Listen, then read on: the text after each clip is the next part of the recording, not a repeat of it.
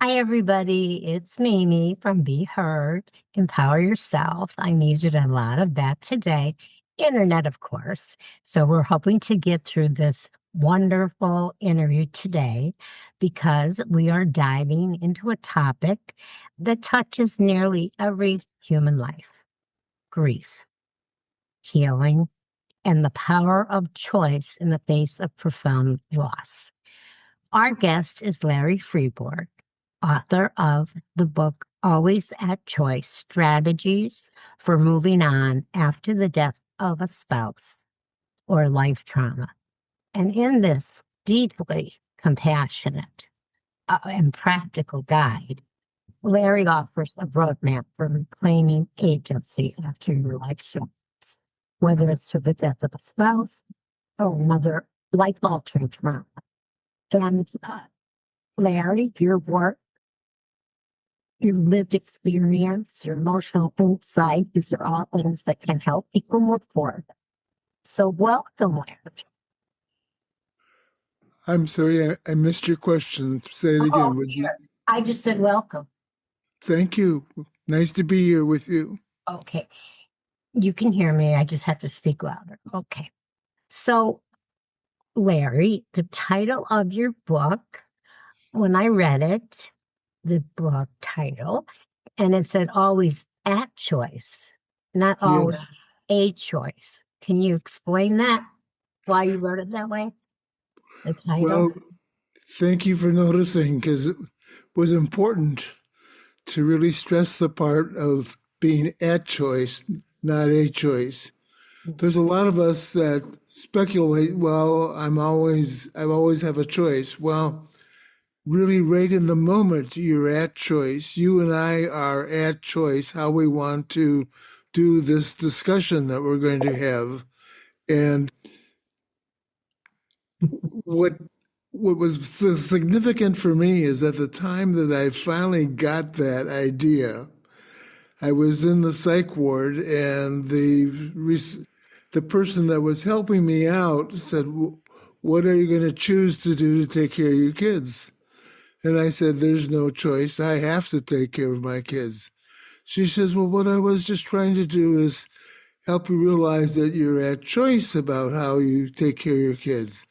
I said, "Now I have to take care of my kids. It's a responsibility. My dad took care of me when my mom was sick, and took care of my brother and my sister when she was sick for 6 months, and I have to take care of my And kids. I need to take care of my let's kids." stop there because here I see where we're going. And for me, what I'm hearing is we have cultural and personal ideas about choice that we learned when we were young. Like, you have to take care of your family, you have to take care of mom. They tried to teach me that I should never leave the home and make money for them for the rest of my life. I fought that and I finally got out of it. But that's what we're talking about, the ideas that we were taught. Like, Yes, I folks, was trapped in the have tos and need tos. And once I exploded, I said, "All right, I choose to take care of my kids." And once I chose to take care of my kids, the therapist went on, "Well, now you can choose how you want to feed your kids." And we went through a whole bunch of ideas about how to choose my kids, feed my kids. And that's when I got the message, I'm always at choice. And that's been a big mindset for me, is to just live in the world that I always am at choice, not I always have a choice. wherever you are at the time. I have been at that point with two children, no child support, standing in line at the Salvation Army, getting food stamps. God, I mean, but it was there. I did what I had to do, so I totally understand that. But before we go any further, your book, is it written as nonfiction or fiction? Do you write it as somebody else's story or your specific story? It's my story. Okay, I asked that because was there a choice that you hadn't planned for, and all of a sudden you had to make it, besides taking care of your children? No, I didn't have a plan at the Okay. time. That was That was the part part. of it. I was out of a job. Yeah. My job after 18 years had been terminated with a company that I'd been with, and it was in the middle of a recession. Unemployment was 7.4% at that particular time, which is even higher than it is today. And I just didn't know where I was going to go, how I was going to do it. I just knew that I had another belief system that every one of us has gifts, and my idea is to creatively capitalize on my natural gifts and talents wherever they take me. Yeah. And in the area of doing business marketing and strategic business planning, I was very successful at it. So I just chose to continue to capitalize on that. Well, that's good that you pulled that out of your hat, so to speak. So, what was the hardest chapter to write in the book, or the hardest? the first The the first. first chapter took me 20 years to get to that point to write. It took me 20 years to gain enough courage to ask for help to write the book. It took me 3.5 years to write the book with help. But Okay. at the very beginning, I just had a belief system that I wasn't good enough. I couldn't write, that the story that I had to tell wasn't really interesting. I mean, I had all sorts of saboteurs dogging me at the time. Oh yeah. But Yeah, I once understand. I committed to do it, realizing that I'm always at choice, you can either talk about writing a book or you can write the book. This is kind of what it came No. down to. I've written 4 books, and this all happened because of COVID. And I have chronic depression, anxiety disorder, and my husband has Parkinson's, stage 4. Oh, what fun. Wow. What fun. So 2020, I also have an autoimmune disease and I was recovering from breast cancer. So we had to make the decision to barricade and not go out in the world, which caused me more depression. And I went into counseling, a counselor on Zoom. That's when that started. They start doing everything on Zoom. Uh-huh. And she's the one that said, go do something for yourself. Go in, start writing, write a book about your life. I said, I'm not a writer. And Uh-huh. she said to me, didn't you tell me you wanted to be an English teacher? And Wow. I said, you're right. You're right. So grammar and vocabulary, I got that. And if Yeah. I'm writing my life story, I don't even have to think about it. No, no. And after that came the podcast, because people with Parkinson's sometimes, as the day goes on, they become less verbal. And I'm a Okay. talker. Could you tell? So the podcast allows me to meet lovely people like you, learn things, and hopefully help other people with problems. So you're a I widower. am. Yes. Second time. My second wife died just the first of the year last year. So the book, did your first wife die before you wrote that book? Yes, she did. Is That she it part was of catalyst for all of this? well, she died the day after Christmas in 1979. Mhm. And so it took me a while before I surrendered and asked for help and went into the psych ward because right after she died, I lost my job, and that's where everything kind of crumbled. Yes, I understand. Um, I've been in a and psych ward. I've been in a psych ward. I went there on my own because I wanted to kill my husband, not the one I have, yeah, the first one. But I totally understand reaching that point where the first question they said to me was, do you want to hurt yourself or someone else? I said, let me think about that for a minute. You know, but once I got there, I realized I didn't belong there. And yeah, it took me a long time to figure out where I did belong and where I did get help. So how long were you there in this psych ward? 3 weeks. Oh, that's a long time. I was only there 3 days. That was enough for Yeah, me. but in that particular process, is when the occupational therapist came by and asked me how are things going, and I'm a positive guy, so I've said, well, they're going great, you know. Yeah, I'm just sitting I'm in in a a psych ward, psych. but they're going great, right? Yeah, yeah, yeah. So I'm out of touch. Mm-hmm. What we But are. anyway, she asked me how it was going with the kids, and we had known that my wife was going to die from leukemia, so we had talked about all of us were going to have chores around the house, and Yes. I hadn't come to the point that I was going to hire somebody to help me out yet.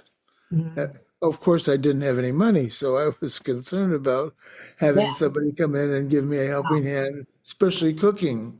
Was there And family that helped? cooking was the big deal. How about So, family?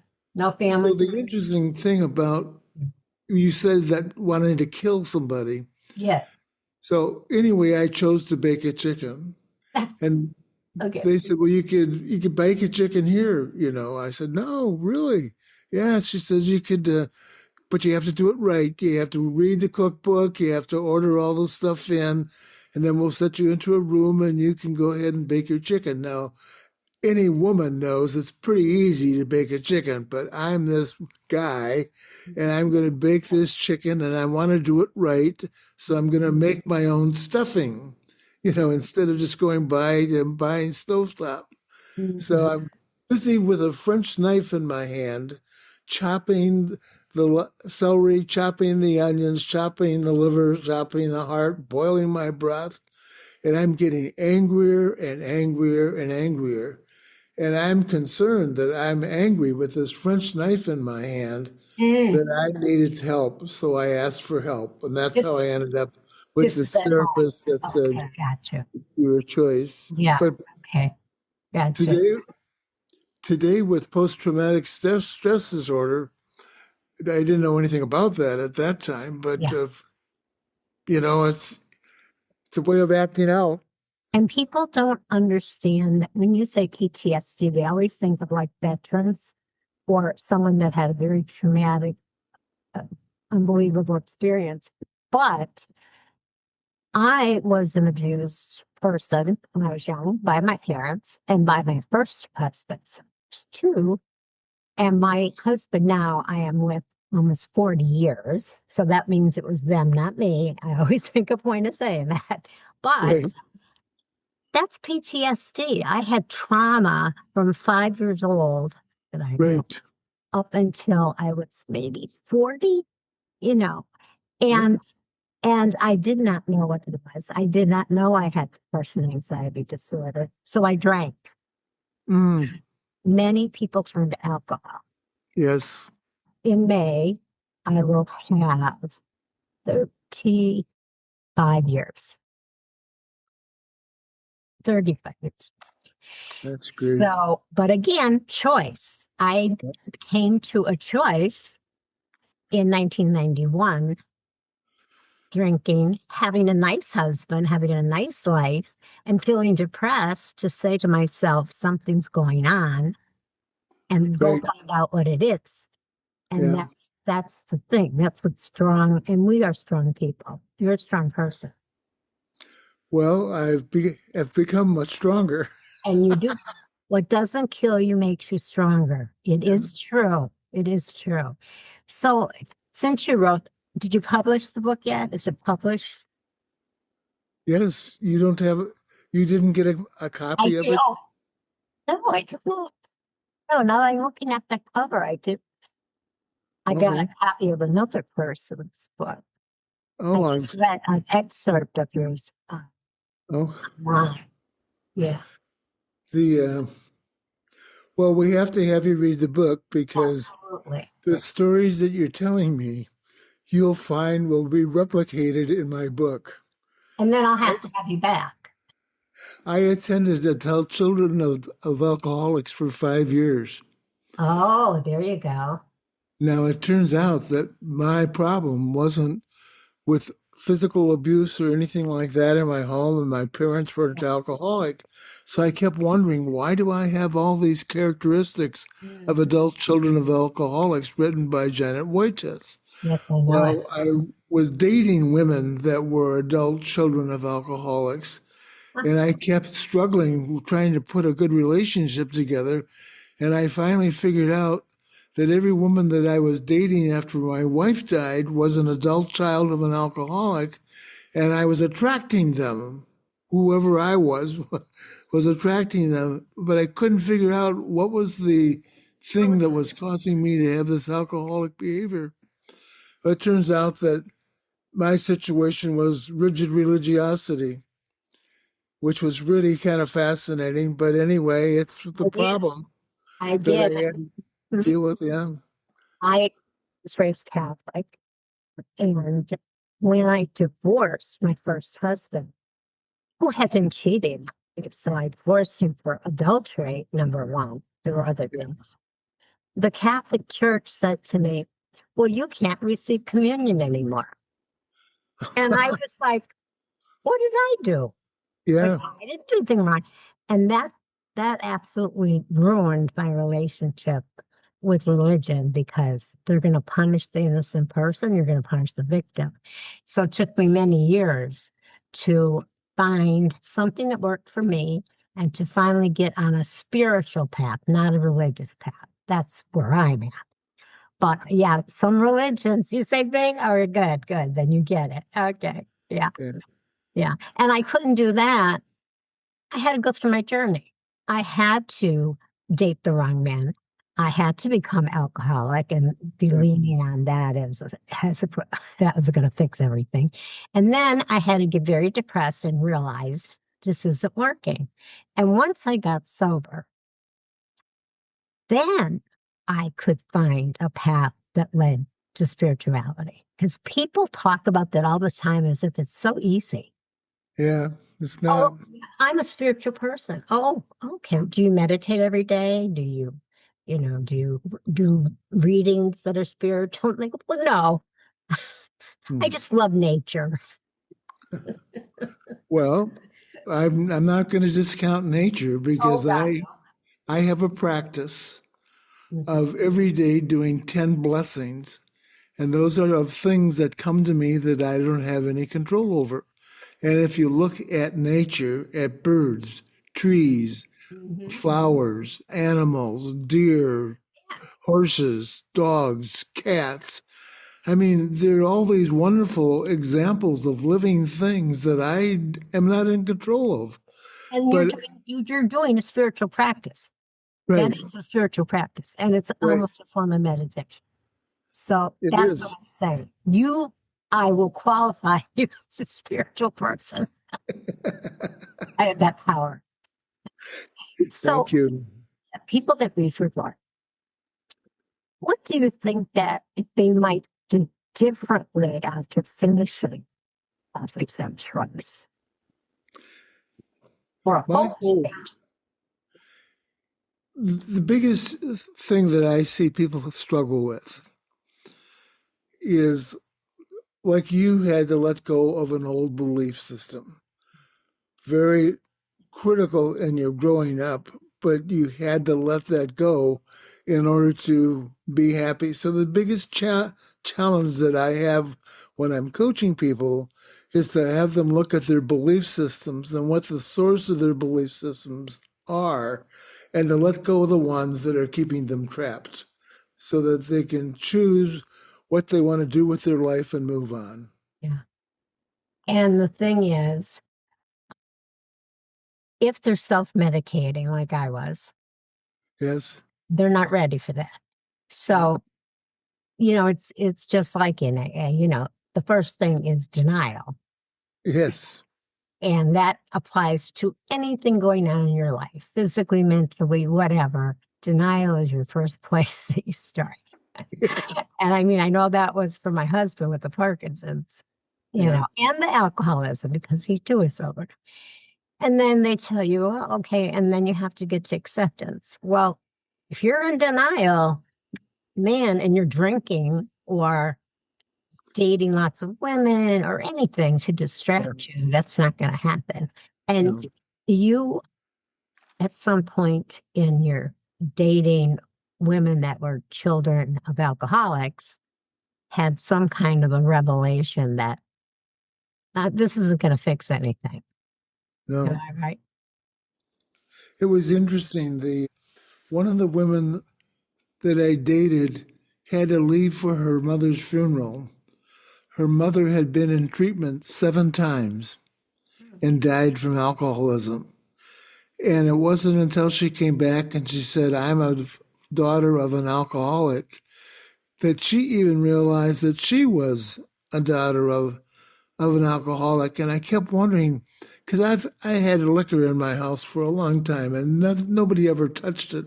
And all of a sudden, my liquor was going down. I thought it was the kids sneaking the liquor.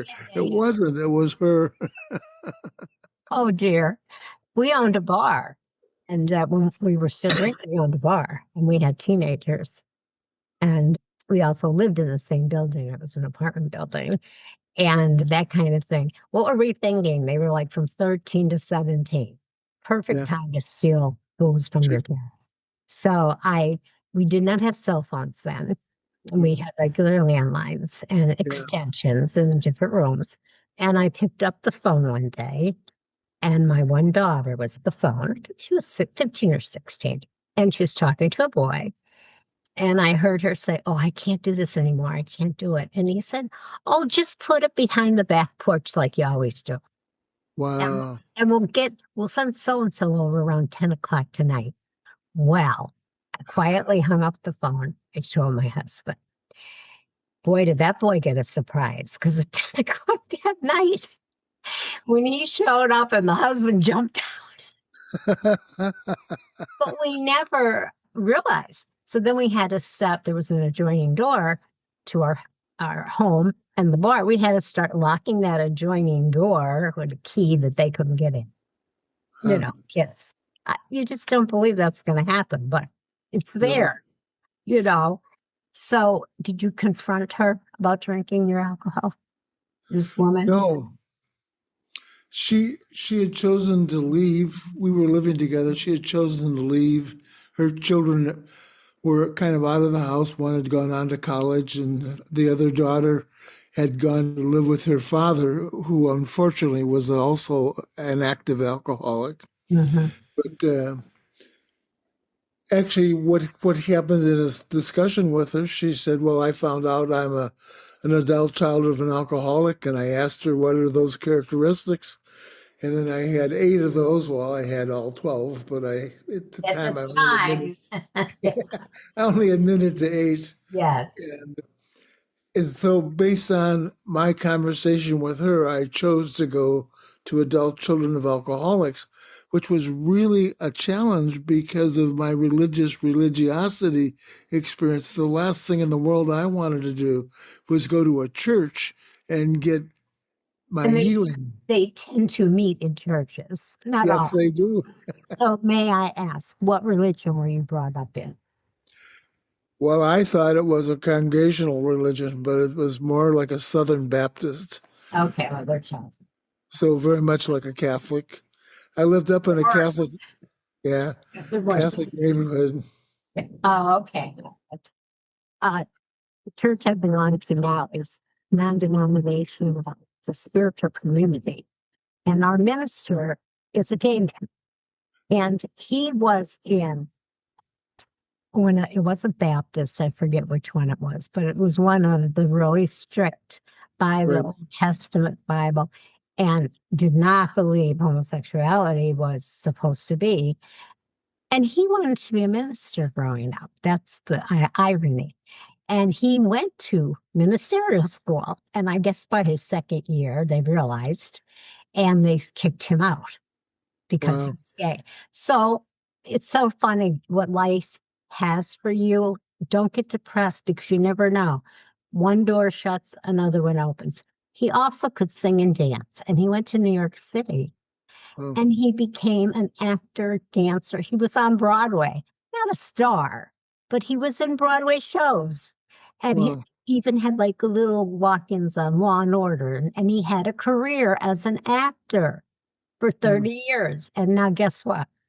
He Yeah. moves to Florida and he becomes a minister, not evangelical, not Yeah. Baptist. Yeah.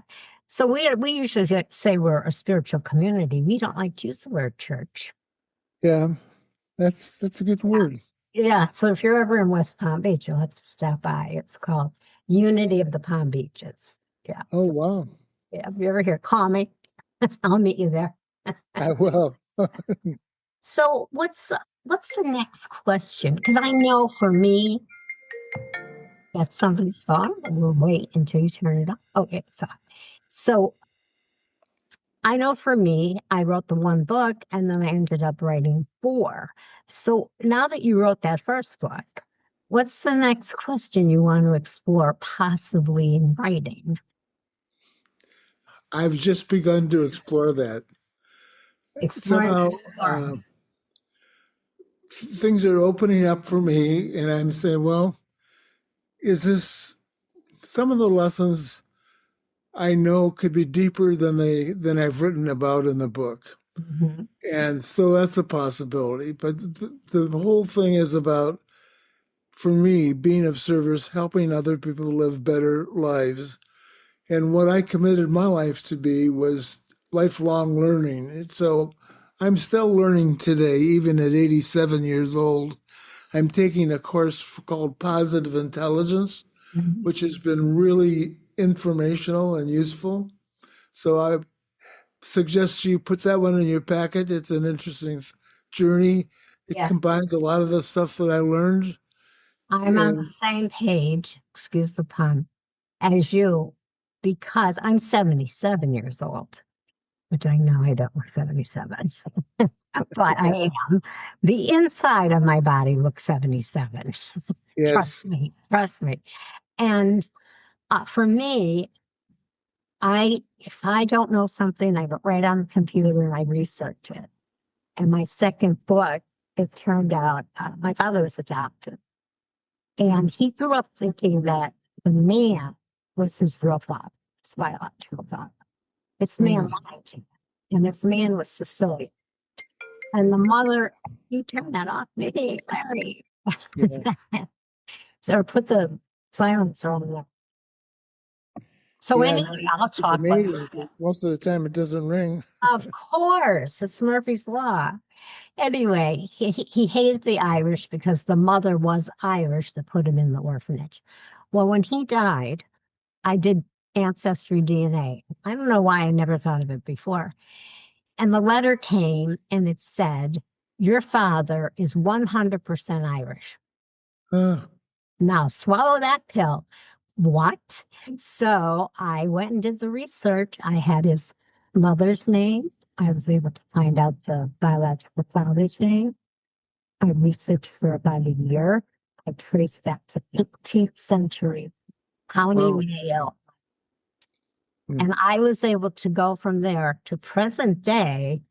And about the 19th century, I started to recognize names of people.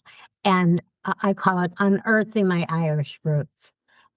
And I found out the kids that I played with on the block were my cousins.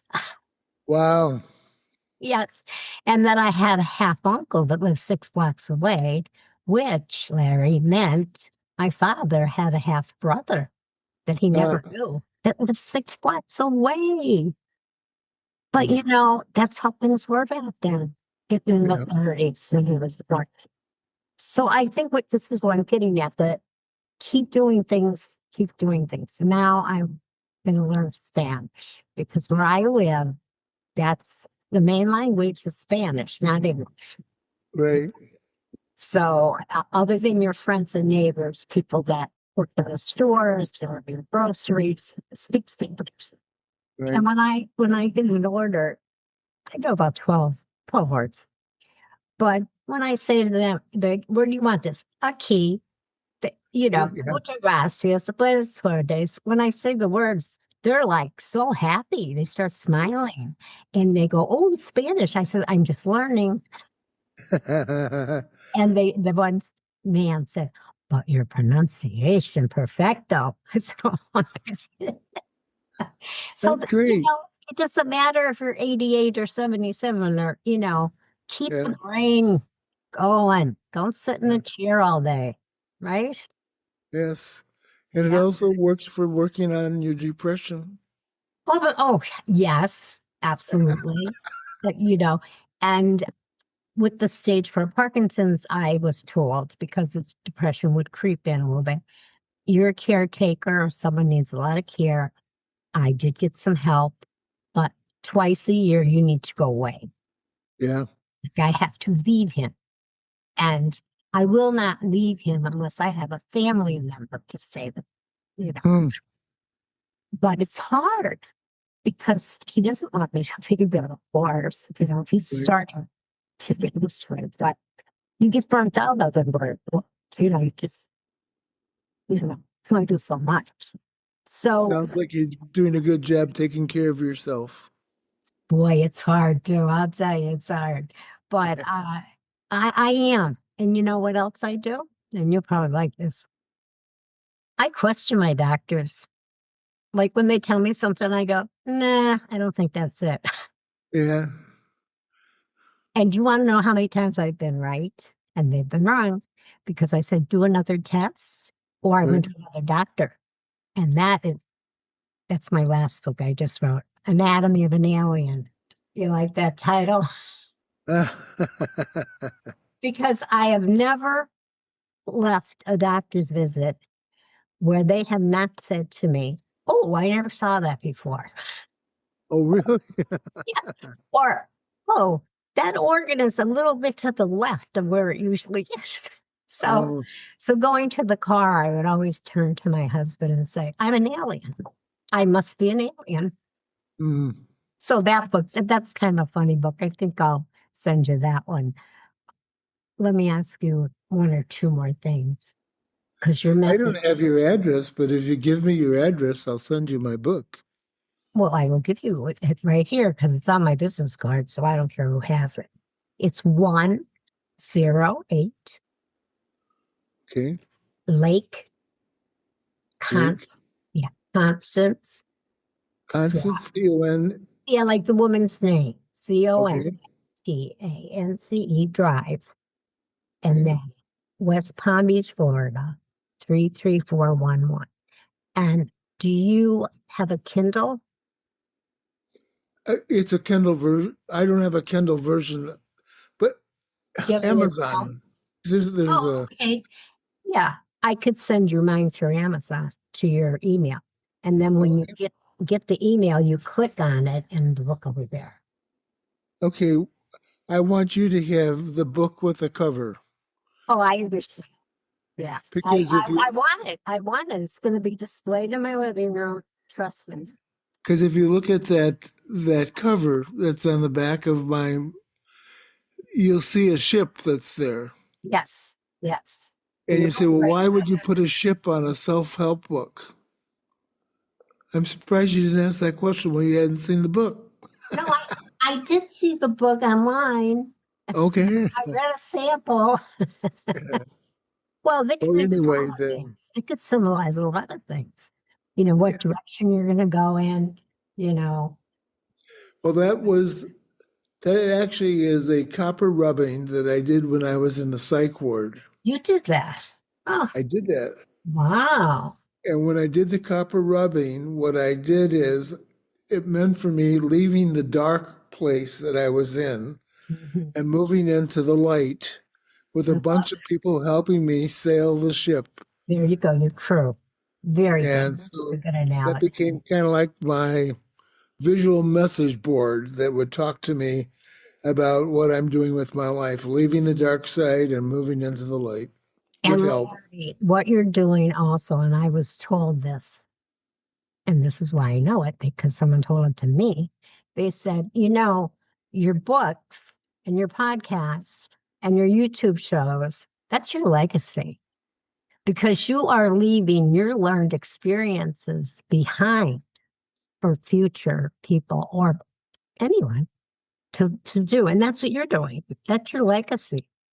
And everybody, it's not about leaving money behind. It's not about how many kids you had or how many things you built.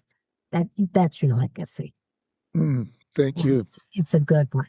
So Yeah. thank you for joining us. This has been a very powerful message, especially in the darkest of times we are in right now, to know that we are not powerless and we can choose our next step, which is what Right. you did.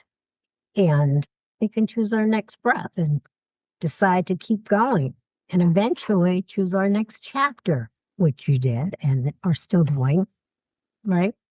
Right. So I hope you enjoyed speaking with us today. I enjoyed it. Oh, absolutely. Good. It's been nice to share stories. Oh, And I could talk for hours. yeah, and see us both on the other side. Whatever that may be, because we really Well, don't know. I'm saying that both of us are on the other side of dark times. Oh, that I understand. And I'm just saying it's nice to be with somebody who has gone through the journey and has gotten the wake up call and is on the other side. So congratulations to what you've Thank done. you. Thank you. And healing begins with knowing you're not alone. So my shows tell people they're not alone, no matter what the subject matter might be. And for my listeners to learn more about your work and your next book, I'm going to have some. Do you have a website? I actually have two websites. One is called Always at Choice, which is the website for the book. Always at choice.net. I'm sorry. Yes. Always at choice.net. The other one, which is about the activity that I'm still involved in, is steppingthroughthegate.com. That in some of the work that I did, one of the participants said, you know, what you've done is you've allowed me to step through the gate. I've wanted to do so many of those things all the time, and I've never been able to make the move, and you've allowed me to step through the gate. So that's Thank how I got that you. title. Thank you. Thank you so much for being here. And I will read the whole book because I haven't read the whole book yet. And we will continue this conversation, hopefully. Right? Hopefully, I like it's enjoyable. Thank Good. you. I'm glad you're here. So, listeners, until next time, take care of yourself and remember you are always at choice.